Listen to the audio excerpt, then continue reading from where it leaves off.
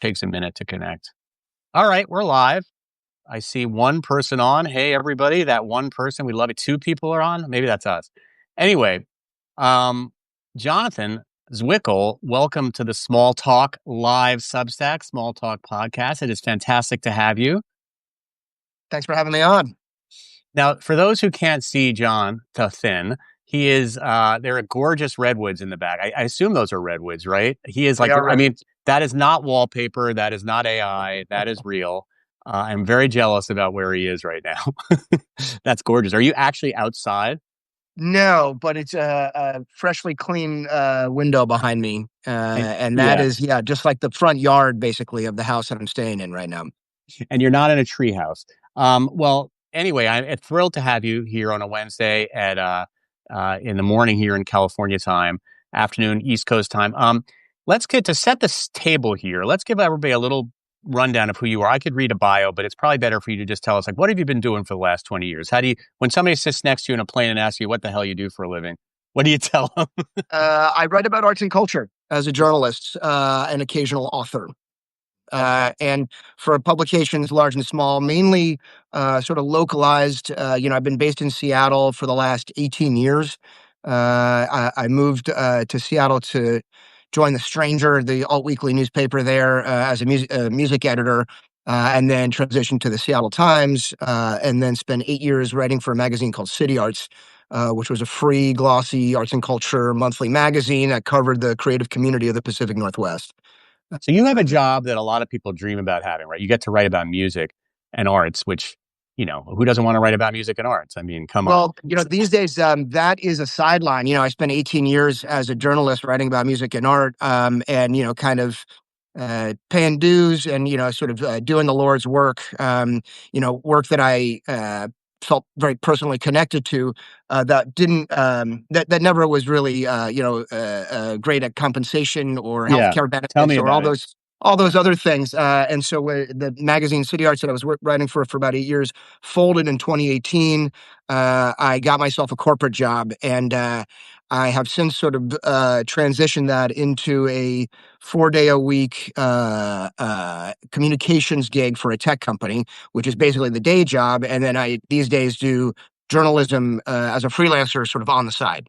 So fun stuff by day. Fun stuff by night.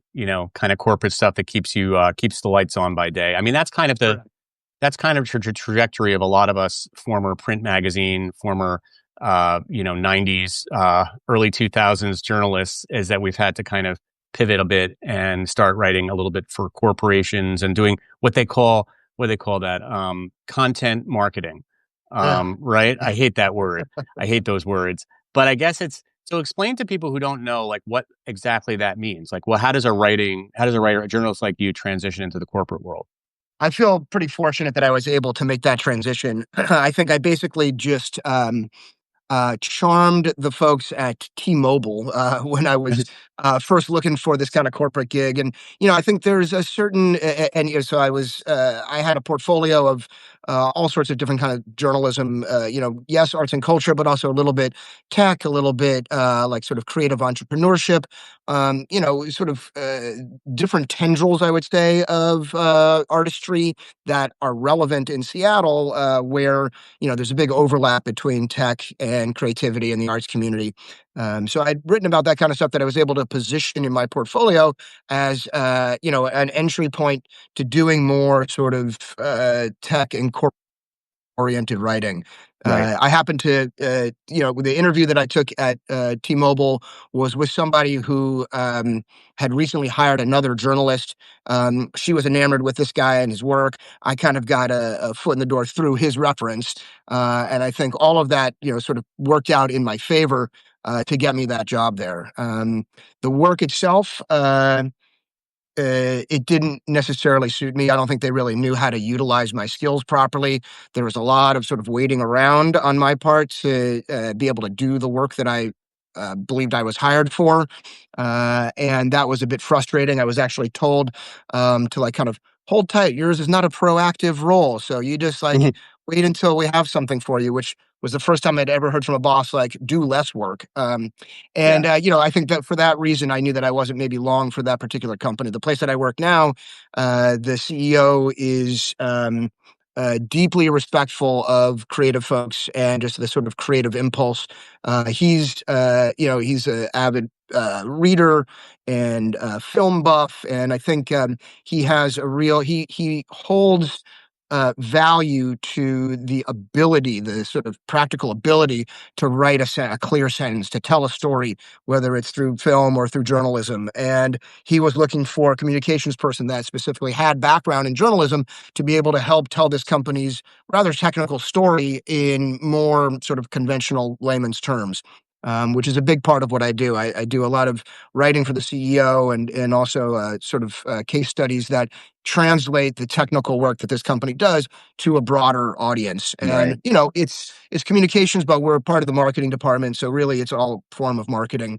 There's Right. a little bit of that content marketing, or brand journalism is another term for sort of a similar I like that conceit one these more. days. Brand journalism sounds better than content marketing, but I agree. At least it's it's the term content that I think bugs both of right. us. It's sort of like, yeah, Yeah. describing the work that we do as just this content is so vague and like kind of diminishing that. I know. It sounds like Yeah, something that, yeah, Silicon Valley dweebs create, to this. But anyway, so I think what's important here is for people to understand, and for, so I think a lot of people who read my Substack, follow me on Substack, are kind of former journalists like myself. And I guess I'm a current journalist too, but a former magazine print journalist. And sort of like our skill set still matters. And even though we're being told constantly in the mainstream media that Gen Z's, skill set is now obsolete, we're being called candle makers in the age of electricity, et cetera. It's still important, I think. And even in the age of AI, like to be able to tell a story, to be able to report, to have a sense of what makes people want to read. These are still skills that are very valuable, I think, even in today's economy. I hope. absolutely. Yeah. Yeah, I mean the ability to tell a story and do it with human touch. I mean, I'm sure at some point we're all going to be consumed by the AI and obviated or made irrelevant. But I don't know. At this point, I think we're still capable of discerning. At least I am, and talking to my peers. Writing that comes from ChatGPT or Claude, from something that has a more human touch. I Yeah. think as people, we're more capable of delivering surprise, and delivering insight and sort of synthesizing ideas than the AI will ever be. Yeah. Well, I want to take a time machine and go back. We're talking about the present now, but I want to go back to the glory days of the 90s, maybe the early 2000s. This is when you were, writing a lot of, you've been involved, and we should tell people, kind of give you a brief summary of your bio, because you've written some really cool books and articles over the years. But tell us about your books, first of all. You wrote a book about the Beastie Boys. You wrote a biography of the Beastie Boys. That's correct. Yeah, a friend of a friend put me in touch with a publisher, Greenwood Press, that is actually a textbook publisher that's based in Connecticut, I believe. Hmm. They were seeking authors for a series of pop culture biographies that they were planning to release. And yeah, I was sort of sent a list of bands that they were looking for biographies of. Oh, Um, wow. this was back in That's fun. 2010, 2011. So I'm trying to remember what was on. Like, I know Dave Matthews Band was on that list. U2 was on the list. And out of all of them, Beastie Boys were by far the one that I had the deepest sort of That would personal have been, connection to. Yeah, and I, so I pitched my skills, and at that point I was sort of deep in music journalism. I started doing that work in 2000, so I had already written for a bunch of publications in San Francisco, Fort Lauderdale, and then in Seattle, where I was based at the time. And yeah, they bit. And so basically, yes, I ended up writing the textbook on the Beastie Boys. It's an so what does that unauthorized mean? biography, meaning that I never was given explicit access to interview the band. Instead, I used secondary secondary sources, magazine articles, newspaper accounts, TV, MTV interviews, that sort of thing, to compile my own sort of biography of their trajectory. So what did you find out about the Beastie Boys that surprised you? Well, first of all, I assume that in the 9 months that it took me to write this book, that I would be so sick of the Beastie Boys by the end of it that I would never want to hear or think of them again. And what I found was it was the exact opposite. The more I learned, the more I sort of like took a big picture, and I'm going to use this word again, synthesis view of who they are and where they were at the particular times of their career. The more I was sort of enamored with the way they present themselves, the way that they've evolved, as sort of musicians and as humans over the years. The main thing that stuck out to me, and I think it's specific to the Beastie Boys. Can't really say this about anybody else, but they are, in some ways, the sort of Forrest Gump of pop culture from the 80s and 90s. I mean, they were present, physically present in New York City for the birth of punk rock at CBGB. They were Hmm. physically present for the birth of hip hop, maybe not in, the Queensbridge Project, but they were when hip hop was first getting off the ground, and, Yeah, they were like were always there at the right time. present for the Yeah, getting off a little bit. Yeah, Yeah, they were. exactly. So there's, hip hop, punk rock. Later on, it was the advent of MTV. Fight for Your Right to Party was one of the first major hits to blow up on MTV in the mid 80s. And then it was the internet. They were one of the first bands with a website where they were posting recordings of their concerts, the day after the show in the late 90s. Before anybody else was doing that. So, I mean, we're talking about some of the most significant evolutions or moments, touchstone moments in culture in the last 50 years. And they were there. They were there helping steer those trends as they were emerging. And I think that is pretty unique to those guys. And I think it's their sort of taste that was what made them so, I don't know, like attractive and endearing, and like they had ideas that they were able to impart about all those things as they were happening, and they were also sincere in those ideas. They were never like, I mean, aside from the first album, which I think was, kind of a lark and a big put on. After that, they were like really embraced all of their influences very sincerely, and Do like you mean? were like sort of sharing that with people. Do you mean the first album, "License to Ill"? Is that what you Yeah, referred to? yeah. Oh, that's interesting. You consider it like a lark and a put on because I know that they're like a little bit embarrassed by that album now. Things like "Fight for Your Right to Party," and these are like anthems, of course, of Gen X, right? But like, and I actually love that album. Although, It's a I great album. yeah, I mean, I grew up in New York. I always felt like I should have been a BC boy, but somehow missed that by about 3 years because I was listening to hip hop when I was, their age. I was really, grew up in New York, but I was probably 3 years younger than the Beastie Boys. Was DJing in, seventh and eighth grade. Was listening, was going to the South Bronx and buying probably the records that they were buying. And the reason you had to go to the South Bronx is you couldn't find the 12 inches anywhere else other than in the Bronx. And all this stuff. And that album, I mean, I was a purist. So like to me, some of the stuff on that album was kind of cheesy and a little bit embarrassing. But like you said, I don't think they were making, I think sometimes people get a little confused and almost feel like they were making fun of hip hop in a way because the lyrics are, silly and it's all very party oriented and stuff. But no, that was like just who they were at that time. Like that was the impression I got. Like in those early days, they weren't kind of like making, got more hits than Sadahara O and all these kind of funny lines that they came up with. These were like that was just kind of like them being creative. Like they weren't making fun of the music. They love hip hop.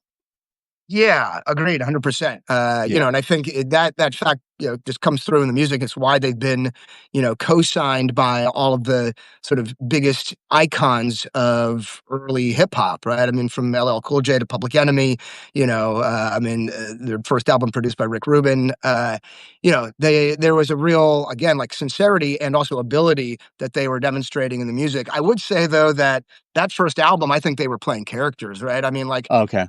down to like the costumes that they presented in, right? Like they each were like every time you saw a photo of them, they were in the same, it's MCA in the leather jacket, Ad Rock in the crooked hat, the VW logo on Mike D. It's like they were very much, I think, playing characters that they were presenting as these like, drunken hooligans, which I think they maybe lost track of their individuality and the characters that they were playing, and they kind of became one and the same. And that's part of the reason why they were so like magnetic, because yeah, it seemed like they really were those people.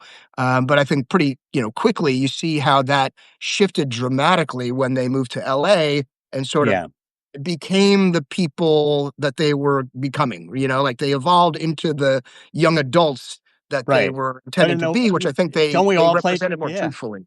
yeah. Don't we all play characters when we're young and we're trying to become, trying to figure out who we are, right? We sort of like step into roles. I mean, I gave myself this name Kid Finesse when I was 16 or 17, Nice. and wore like members only, like, I mean, even was wearing the Adidas with the fat laces and stuff like that. I mean, it was ridiculous. I was acting like a b-boy, and I was like probably the furthest thing from a b-boy, but I feel like they were kind of, at the time, they were sort of imitating the style of the other rappers that were out there, like Run DMC and, like you said, LL Cool J, and all the people that were working with Rick Rubin at the time. And so they were kind of like, yeah. But I love that. I never really thought about that they were sort of playing characters. So then you think that they're, by the way, I got to show everybody. I'm wearing, just so people know that I'm purist.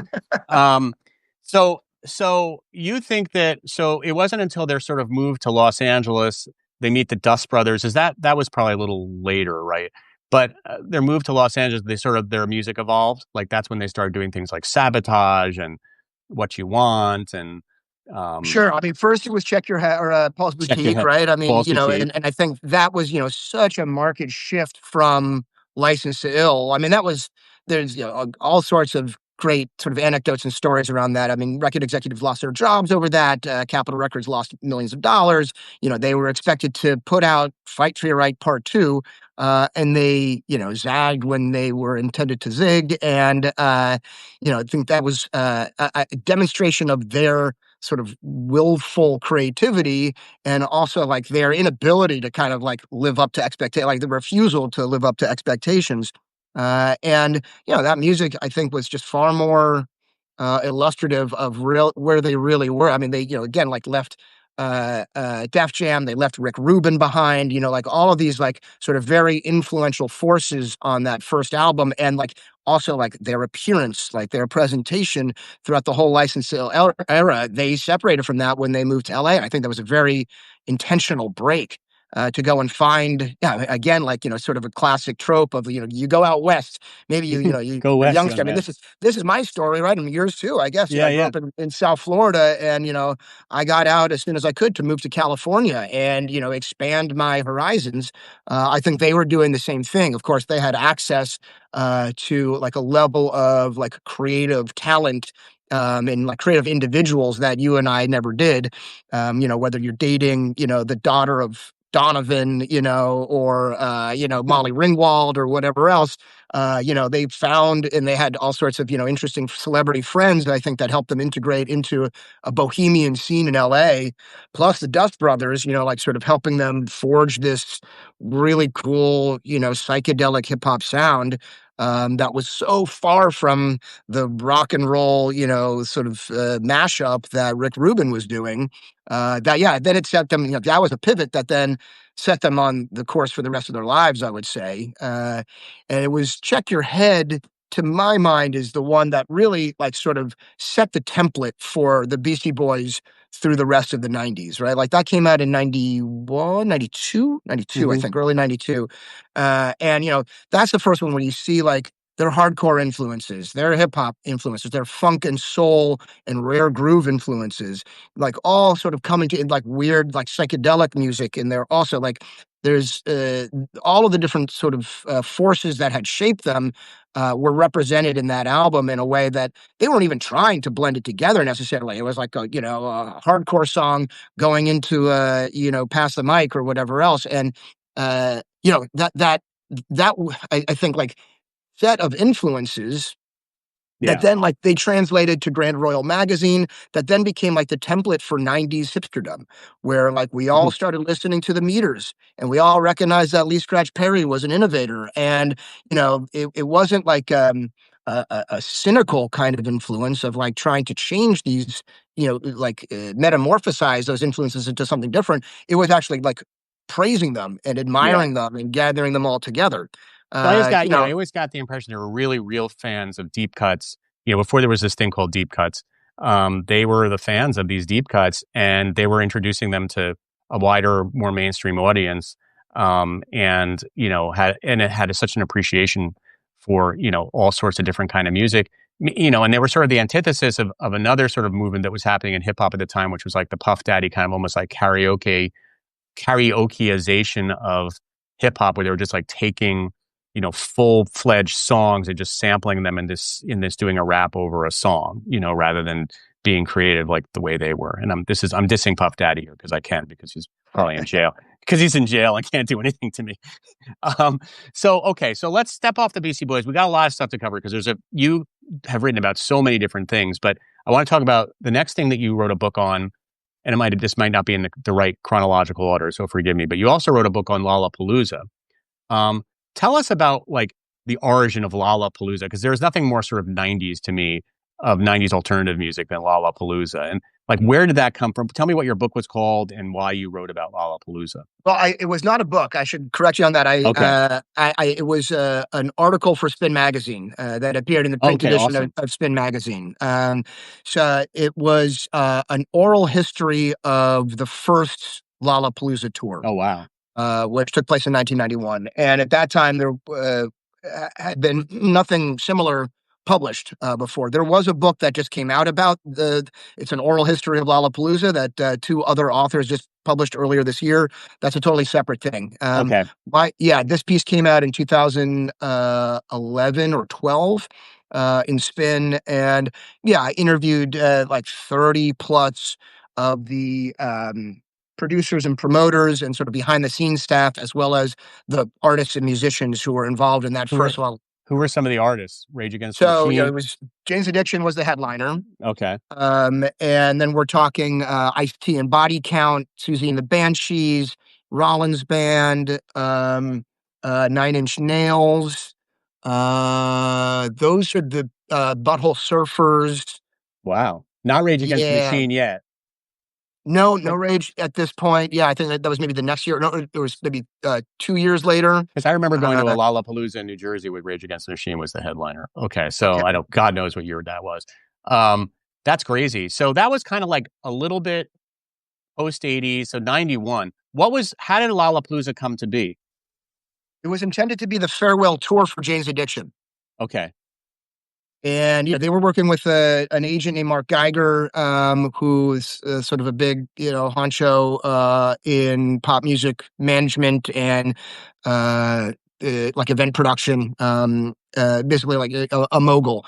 And Geiger is the one that helped develop the idea for this traveling circus, basically. I mean, like that was the sort of template that they were going for. They wanted not just a stage devoted to music, but all sorts of other components.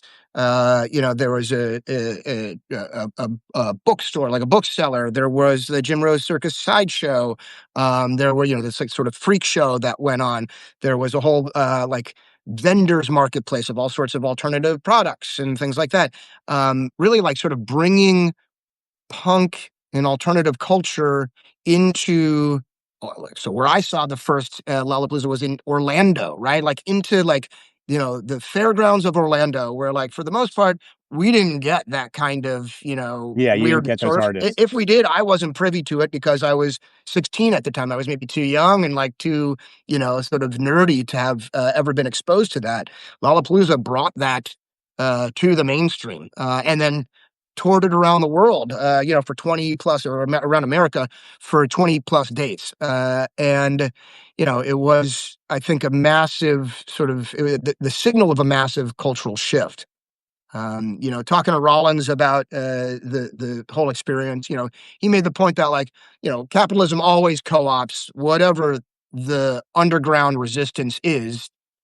Part of the capitalist's sort of mindset or methodology is to consume that and then turn that into another aspect of capitalism. And he said, like, you could look at Lollapalooza as a part of that program. You could also see it as like, and which is probably true, but also it provided access and entry to thousands, if not millions of people like me who otherwise would maybe not have been exposed to a band like Jane's Addiction or Susie and the Banshees or Ice-T and Body Count. I mean, that was Yeah. my that was my very first concert experience when I was 16 years Oh, old. I mean, cool. I've gone to shows with my mom, Billy Joel and the Bee Gees and whoever else. But my Not first bad. yeah, which was So that was great. But my first solo, just me and my buddy Davin Swanson, dropped off, by my grandpa at the Orlando County Fairgrounds. Like, okay, kids, I'll see you in 10 hours. right. And, we So had fun. Yeah. our minds blown. It changed the course of my life, really. After that experience, it was like, well, this is the thing that I want to do. I want to go to shows. And that's what I started doing. And I started thinking about music in an entirely different way. I felt really close to that particular story of Lollapalooza, and getting to do that story also, I got some great anecdotes from all sorts of people. One of whom, Perry Farrell, telling me about, and these are mostly phone interviews, which was unfortunate. I'd love to have sat down across from him and engaged in that manner. But and this was also like phone. This was pre-Zoom. This was in like the Right. You're like, 2010s, what? And you're 11. like trying to write it down. Yeah, exactly. Really, or I put the yeah. phone on speaker so I can record it with a tape Yeah. recorder. So Exactly. It's this, so confusing. Yeah. yeah, yeah. But Perry, he's like, you know what? I'm going to tell you a story that I've never told anybody before. And then he proceeded to explain how the New Jersey tour stop of Lollapalooza, earlier in the day, he took acid and went to his mother's gravesite in the cemetery where she's buried, and had this moment with his mom that he didn't expect, right? Or he sort of forced himself to do it. And later on, when he was performing that night, he had this on stage communion with what he felt was his mother's presence at the time. And he's like, man, I've Wow. never told anybody that story. Yeah. And it's like, oh God, that is just so, I love hearing that kind of really personal anecdote that, was obviously important to him at the time, that he also felt strong enough to, about its sort of the intimacy there, to not share it previously. So yeah, that story is full of all sorts of great, and it's worth reading because I was able to, in the course of doing all those interviews, mention to Dave Navarro what Gibby Haynes had said, so Dave could respond to Gibby, and so there's a lot of, in the Back and forth. and I think, yeah, an effective oral history allows for or constructs those kinds of conversational moments, whether or not they actually happen in conversation. You can stack the quotes in such a way that it reads like a conversation. And so that's, I think, what you get in that oral history. Is Lollapalooza, do you think of it as like the Gen X Woodstock? Like it was kind of like the coming out of Gen Xers, it together. It was definitely very specifically like my generation, right? Lollapalooza. And I mean, look, I'm a late Gen X or early Gen Xer, so like my music is a lot of 80s stuff too, but it felt like that was where that was a passing of the torch in a way. I don't know. I'm just thinking out loud, but do you think of Yeah, that? no, I see that. I think the particular genius of Lollapalooza was putting it on tour. And, Yeah. there is, I think, is the logistical headaches that came from that, it wouldn't have occurred for a centralized single performance, day long or 2-day festival, whatever Lollapalooza in Chicago is now. But also, you're not going to get the same, you simply can't get the same kind of engagement, if from a single show that you can from a tour that is visiting people in whatever suburban hellhole they might live at, where they can actually now be exposed to this music. They don't have to leave, go too far from home. Right. All right. I want to talk about another big project, and you've worked on so many different projects, but something that really, the first time I actually found out about you was a podcast that was called Let the Kids Dance. And it came out, I guess, last year it was part of Seattle's radio station, public radio station, KO, I don't know, KOU, something or like KUOW. KUOW. Clearly, I'm not from Seattle. But you did an amazing job. And I really recommend everybody listen to the whole podcast. But I want to know, we'll talk about sort of like, if you had to give the log line of this podcast, what would it be? It's sort of that, well, I'll let you do it because you probably explained to many people what this podcast is about. But Sure. just yeah. There were 17 years in recent Seattle history from 19 1980. Now I'm forgetting the years, of course, because we're talking about it. Yeah, it's okay. In the 80s. 1985 to 2002, 17 years, when there was a law on the books in Seattle passed by the city council that prevented people under 21 years old from going to concerts and dancing. It was called the Teen Dance Ordinance, and it was initially passed to sort of protect the youth, save the children Yeah. from the insidious influences of rock and roll and dance club culture, such as the elders and authorities of Seattle saw it at the time. And it ended up crushing the local music scene and preventing the young people who were responsible for elevating bands like Nirvana and Pearl Jam and Soundgarden into superstar status from actually seeing them perform, at least in the smaller venues where they were first starting out. So So there was a whole, this is not Footloose. Like this sounds like the plot of Footloose, but it's it actually like a sounds real like thing. it's basically, it is grunge footloose. If you want to like Right. the most concise log line, it's grunge footloose. And that's kind of, I think it's kind of amazing for people like me who grew up on the East Coast and don't really know much about, and I'm sure there's maybe some people watching right now that are, or listening that are from Seattle, remember this well. But, you know, you think of Seattle as such a youth culture. I mean, basically, Seattle in the early 90s was culture in our country. Like it was dictating the culture, the music, the fashion. It was all coming from that part of the world. And yet, the kids in that area, the kids that were probably creating that culture, aren't even able to see the concerts. You know, it's just kind of was kind of amazing. I think it was kind of would be a surprise to many people. Yeah, I Like, talked to people who came from the punk and hardcore scenes in places like Pittsburgh or Massachusetts or upstate New York, who left those places to go to Seattle because Seattle was where you went. And when they showed up, they couldn't get into the concert. that's You crazy. know, Even with fake IDs. I mean, of course, like they thought it was crazy too. Like nobody knew that this was going on in the city. Like you said, the image was was one of like sort of youth culture paradise and this wellspring of amazing music that anybody was welcome to. And in reality, young people were being sort of barred from participation. No surprise that at that time there was also a rising hip hop scene in Seattle, and the black community became a particular target of enforcement for the teen dance ordinance. Mm. So we saw like sort of racial profiling and racial motivation, around the way the law was enforced at hip hop clubs and hip hop concerts. I Uh, wonder if that's why you don't hear as much hip hop from that era from Seattle, right? Because like Seattle is definitely not known for hip hop in the early 90s.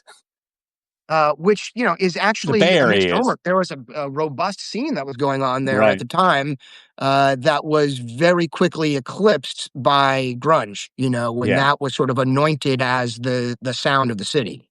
Yeah. So how did, and you didn't grow up in Seattle. You mentioned already you grew up in Orlando. So you didn't have firsthand knowledge of this. How did this project fall in your lap? Like, did you pitch this? I did pitch it. Yeah, Okay. and so I've lived in Seattle since 2007. I have been involved with an all ages concert venue there called the Vera Project for about 8 years. I sat on the board and acted as board president for a bunch of those years. And the Vera Project started in 2002 as an all. Uh-oh. Technical problems. Live, live video here. We lost you. I don't know. You said the Vera project started as an alt and then you were gone. And now you're frozen. Oh, this is fun. What do I do? Now I have to improv. Hey, everybody. All right, John's probably going to rejoin us. This might be a good time for you guys to give me any questions that you have about Seattle music, Seattle scene, the whole grunge scene in the '90s. Because I was not there at the time. I lived in New York and was enjoying my '90s music in New York, and was afar, kind of watching all these kinds of Seattle bands kind of come. I was slightly jealous because I felt like Seattle was like, for some reason, why was this suddenly the hotbed of culture when I was in New York City of all places, and like we weren't like considered to be the sort of hotbed of culture, at least at that time. And I was like, this is not fair. So, anybody have any questions for our lovely guest who may or may not call back in? If he doesn't call back in, it's been a great. Hey, it was a great run for 35 minutes. Um, I should take this time also to thank my subscribers and listeners. You're tuned in right now to something called Small Talk, and Small Talk is sort of my Gen X answer to mainstream media right now that seems to kind of want to belittle us and kind of denigrate us, and seems to think we're sort of like a passing fad and that we are candlestick makers in the age of electricity. And I thoroughly reject this theory and felt it was very important to get the word out that Gen X is still alive and strong, and that we have a tremendous amount of energy still. And even though, our backs might be a little sore, we are responsible for so much of the great things that we see right now in culture and in music and everything. You're back. You are back. Ah, And I just did like a it was wonderful Charlie. monologue for 5 minutes. So I'm capable, I think Rush Limbaugh is my next my next persona. I can just talk. Anyway, we were talking about small talk and about Gen X culture. And so this is really, the reason I want to have you on is because, well, A, it's a really interesting podcast and you have such a great background in writing about music that we all love. But this whole idea that Seattle was not exactly what we thought it was at that time, and also kind of painting a picture of what Seattle was at that time, because I think when you went back and you talked to all those people that were around during that time, it was really fun for me to kind of listen to like what the cool clubs were back then. And like there was this place called the Monastery. Um, can you tell us about that club? That sounds like there's a place called the Limelight in New York, but which was a renovated church. So it made me think of the Monastery. But what was up? What was up at the Monastery? That was the target of like the bad guys, because the Monastery sounded like it was the place to be, like Yeah, in the definitely late that '80s, was the '90s. target. Yeah, Yeah. so, I'll just to close on the wrap Oh, up of course. I'm the sorry. explanation, Vera Project, this all ages concert venue, was born out of the ashes of the TDO. The activists who were fighting against this law ended up working with the city to get the city to agree to fund an all ages venue that could be the kind of safe space where all ages music could happen, that the city had initially said uh, couldn't exist or was illegal. They were savvy enough as activists and sort of operators to get a complete 180 from the city council and the mayor at the time to launch a place like the Vera Project as a city-funded all-ages venue, which still exists to today, almost 25 years later. And so being on the board, I heard about the story of the origin of the Vera Project, and that's what got me interested in the Teen Dance Ordinance. And then also there's so the Monastery, which really deserves a podcast all its own. All its own. Uh, Yeah.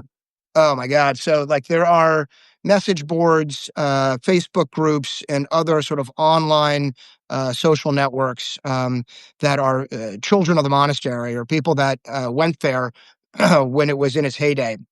So opened in 1977, ran until 1985 until it was shut down by the city because it declared a public nuisance.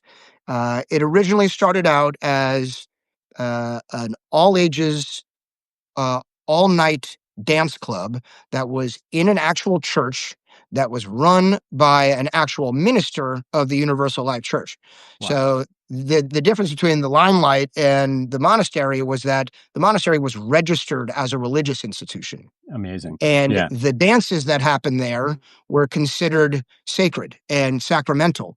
And the sort of deacon of the church at that time was a guy named George Freeman, who had actually spent time in New York City in the nightlife community there, and then brought some of those ideas back to Seattle to open up this all ages after hours dance club. And, from what I've heard, the people that I talked to, the sound system in there was impeccable. And the DJs that he was getting and the performers, like Sylvester, there's also rumor that Madonna played there in the, early Oh, 80s. I wow. cannot substantiate that at all. But like, there are names like that are sort of thrown around that it was the preeminent West Coast dance club, even including places like San Francisco and LA. Yeah. And so there was all of this sort of lore built around the monastery and built around George Freeman, who, as a Black bisexual nightclub operator and preacher in the church, became an immediate target for authorities, parents, city council members, in Seattle. They saw a guy like that, and like whether it was racism, homophobia, or whatever else, they saw that he was pushing the boundaries with the legal status of the church. A Hmm. dance club as a church where they didn't have to pay the taxes that a nightclub did. They didn't have to obey the same kind of laws that a regular nightclub did because it was a church. It was a place of worship. So he was dodging, all these various sort of city laws and statutes. He was persona non grata. Yeah. And the authorities basically decided to demonize this guy and try to take him down. There was also all sorts of rumor about copious underage drug use and sexual activity at the monastery, which was probably true. I talked to a lot of people who said, "Oh yeah, I mean, it was like anything goes." Whether it was acid, pot, MDA. It wasn't MDMA at the time. It was MDA. It was a NDA. different. That all of that Also was. runaways, right? Like Seattle has always had this issue with runaway kids, right? Yeah. Yeah. Yeah. So George made a point of allowing, like, giving work to street kids. Hmm. They, could come in during the day to help clean up, to like, prepare food for the evening or whatever it might be. And he would occasionally give them a place to stay until they got back on their feet. All of that was seen as dodgy. Like this guy is, well, clearly he's like preying on these young people, which, I was able to find some stories, some accusations of that kind of behavior. Nobody that would go on the record, though. And there was never any kind of police record or any kind of laws that were broken there, as far as like, police reports and police records. There was stuff that was associated with the parking lot outside, people that were caught selling drugs out there, but nothing that was ever litigated from inside the monastery. Right. So, it's a gray area for sure. And George Freeman is a complicated character who's also a fascinating guy who still lives on Capitol Hill in Seattle. He's 80 something years old these days. Wow. He lives in a massive 4-story glass tower. He throws the most buck wild parties for July 4th and New Year's and Pride. We're talking like the Hollywood lights on the top floor of of his house, and the hot tub full of champagne, and like, just like all sorts of amazing and pretty, extravagant expenses going into these huge house parties that he throws. That to me, somebody being as sort of visible as he is, seems like that's not the work of, a flagrant career criminal. Yeah. That seems like it's, he's enough in the public eye that if he had been breaking laws, those would have been determined by now, or that would have been found out by now. So do you think there's a little bit of truth to what these people, were concerned about when they were coming down on the place like the monastery? And I mean, it's funny because, there's the 20-year-old me thinking about this, and then there's the 50s-year-old me thinking about it. And I'm like, well, maybe they were a little right to be concerned about this place if there was like, some rape accusations and, illegal drug use and stuff like that. But at the same time, they always take it way too far.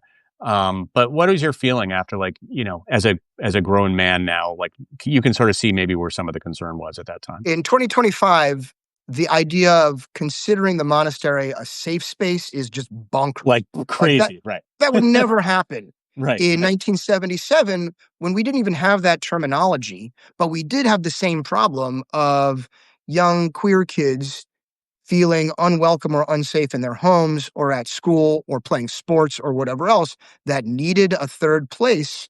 That was the monastery. That's all there was at that time. So yeah, it was definitely dodgy, but also it really did legitimately provide a chosen family and opportunities for connection and for actualization, for a lot of young people that needed that at the time. That's It's always That's why, the like, the gray story is area. so complicated, right? It's I mean, like, and complicated. Yeah, yeah, that's what makes it so compelling. yeah, yeah. It's nuanced, and like anything, there's never one right or wrong answer. It's and somehow out of all of that, that kind of conflict, that yin and yang thing going on, this incredible music came from that area, and culture from that area. What do you think? Why? Why? What was in the water at Seattle at that time in the Pacific Northwest that was giving rise grunge and to this music that kind of like took over the world. There have been many people better versed in the music history than me that have theorized about this and written about it. And I think the sort of common refrain is, well, first of all, the isolation of the city, right? I mean, Hmm. like Seattle is 1,000 miles away from Minneapolis, which is the next big city, right to the Mm, east. yeah, It's 600 miles. Portland wasn't really was a blip on yeah, the map. San Francisco is like 600-700 miles to the south. So right, there's if you wanted culture, you had to make it. yeah, There weren't bands that were like touring through Seattle. If you wanted to play Seattle, you went way out of your way to get there. And there weren't a lot of gigs to play in the in between spaces. So I think there was a need for homegrown culture. And once people started producing that, they rightly became proud of it. That was a thing that they wanted. And rather than importing whatever was being produced in Los Angeles or in New York at the time, they preferred the music that they were making or their friends were making. And there's all sorts of arguments whether that was ever intended to blow up the way it did. Whether Kurt Cobain wanted to be an international superstar or not. And there are indications that he did, and there are other indications that he did not. I mean, it mm, certainly appears as if the weight of that fame ended up driving him to kill himself. But also, he was an ambitious guy, and a lot of these, Seattle musicians who were, that stayed in Seattle that didn't move to LA or New York to make it big. They still wanted listeners. They were playing music to be heard. So it was. I think that sort of. Um, Doing it for ourselves mentality, it works for the people that you're doing it for, your friends and your family that are like going out to your shows. But also, that's really attractive to people from the outside. They yeah. see that and it's super authentic or whatever term you want to use. And they want a piece of it. So, naturally, It was attention original. started gravitating towards this place where nobody had paid attention to Seattle since like the 1962 World's Fair when Elvis rode up the elevator in the Space Needle. And prior to that, it was like there was nothing in Seattle that anybody ever really thought about. Yeah, It was so far off the map and off the cultural radar. And I think that also plays a part in, like, here's this backwoods place that carries an image that knew how to manipulate that image to its advantage. I mean, you talk about like the original Everett True writing in Music Maker magazine, Melody Maker magazine, the original story that used the term grunge. And he was basically fed press points, talking points by the guys at Sub Pop. And, Everett is a talented journalist. He made his own observations, but he also very much took their party line of like, we're a bunch of drunken lumberjacks who are picking up guitars and, shredding our instruments as, the rest of our crowd is, freaking out in a mosh pit. It was a great story to tell. And, yeah. it has a certain, cool to it that people really turned on to. And also, the music is great. There's just no denying that that is really, forceful, powerful music. Do you think like what happened in Seattle in the early '90s and what happened in hip hop in New York in the sort of like early '90s, '80s, early '80s for hip hop? Could that ever happen again? Where it's like there's this place that becomes a sort of ground zero for this movement of music and culture, and everybody kind of gravitates towards it and gets excited about it. And it starts off kind of underground, right? Like hip hop started off as a very uniquely New York thing. It was kind of like I said, it was even me living in the suburbs of New York City. It was hard for me to find hip hop records unless I went into like the inner city to find the records and stuff. Like it was so a specific place. And I think Seattle probably was the same way where it was like that. It was just beginning. I mean, Seattle's a little different because then MTV kind of came around and kind of made it internationally known. But do you think this is possible now in the sort of age of social media and TikTok and stuff for like an underground movement to sort of pop up out of nowhere? I wonder about that sometimes. I do too. I don't want to say no, never, but it seems unlikely. Yeah. I think our media is just different now, right? I Hmm. mean, like we are so cognizant of everything all the time, for better or worse, that the idea of something sort of sneaking up, or like having the sort of distance and isolation to incubate a full scene and community and sound, to gestate that and then produce it without anybody hearing about it first is super unlikely, but Yeah. maybe, I don't know, maybe there are TikTok communities where that's going on, or maybe it's in China, or other countries where we don't get the same kind of glimpse into the, details of their cultural production. So that could happen in a place like that. I mean, maybe you could even look at like, I mean, I guess this is a different thing, but like the arrival of K-pop, Hmm. in the That was US. kind of, It's like, yeah. Kind of like, in a what? way, like, Where'd that come yeah, from? Yeah. And yeah, also there's like like a Latin whole, music now, and even country is starting to make, well, I'm just sort of watching it become mainstream, which it had never been before. Like, um, you know, what's his name, who's now doing the Bad Bunny and stuff like that. Like, I guess in the Latin community, he's huge, but for me, like, I didn't know about Bad Bunny right until I found out about all the Super Bowl stuff. And so maybe there is, it's kind of different now. It comes from sort of different areas of the world, right? It used to be like all the music seemed to be coming from certain pockets of America or maybe, England, right? But now it seems to be coming from all over the world. yeah, and That's also a little Bad different. We didn't Bunny. listen to French music really in the 80s. I mean, maybe there was like one band that would break through, but like we didn't as Americans really know about international music too much. Yeah.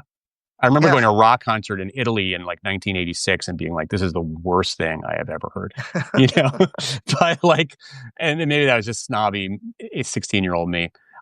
Question about the 90s. I mean, do you think this is perhaps, or maybe the best decade for music ever? Like some people argue the 90s was like just an unbelievable decade for music. I mean, if you think about it, it's like the golden age of hip hop for sure. I think. Then you had the whole grunge movement and alternative rock. And then, I don't know, I'm probably leaving other things out, but those two, what we've been talking about in this conversation, I mean, where do you put 90s in the pantheon of music history? It's definitely up there. I think if you're a curious person, you can find amazing music in whatever decade you're looking at, Yeah. and you could make that argument for the 60s, 70s, or 80s. I think 80s is maybe the one that probably takes the most rationalizing in order to, elevate that. But even No, I still, I love mean, the 80s.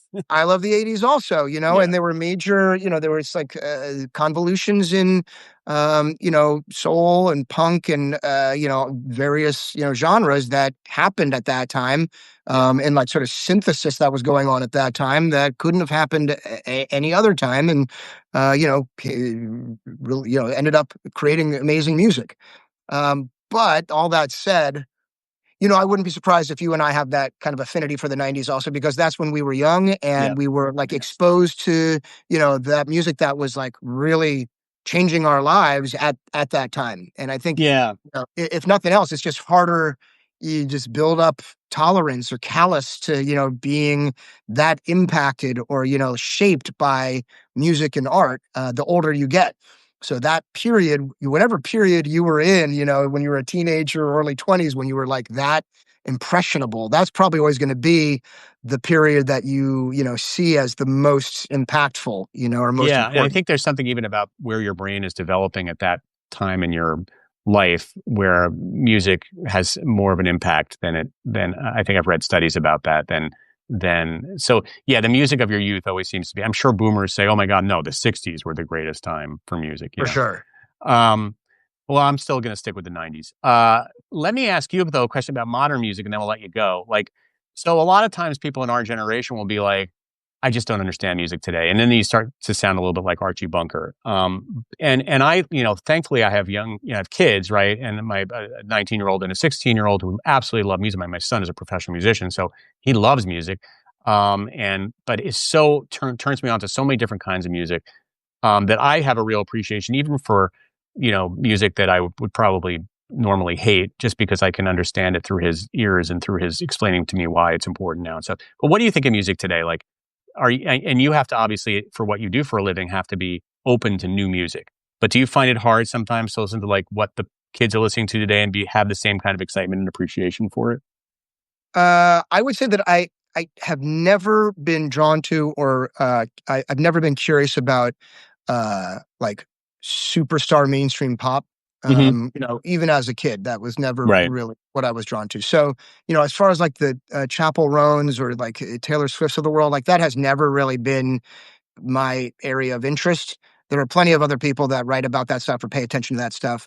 That's just not me. I think that there is today still a thriving underground or alternative, music scene or community or however you want to frame it. That's maybe it exists more online than it does, ensconced in a regional geographic scene.